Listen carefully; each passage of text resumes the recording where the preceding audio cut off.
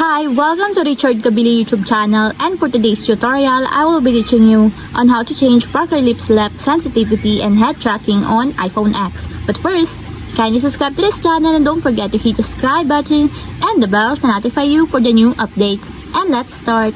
Using your iPhone X, from your home screen first, go to Settings. Then in the settings, scroll down and find the accessibility and then tap. Then in the accessibility, scroll down again and go to physical and motor section and then tap the switch control. Then in this part, in the switch control, scroll down and go to point scanning section and then tap the head tracking. And take note that the head tracking should be enabled or activated to appear the actions that you want to enable. And then after that, in the head tracking, go to action sections and then tap the Parker Lips Left. And then in the Parker Lips Left, tap the sensitivity.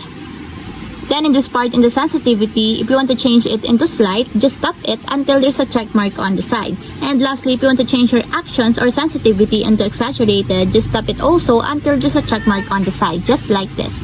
And take note, choose the amount of expressiveness needed to perform the expression. And that's what we have successfully changed Parker Lips Left sensitivity and head tracking on iPhone X. If you have a question, can you comment down below and don't forget to hit the subscribe button and the bell to notify you for the new updates. And thank you for watching!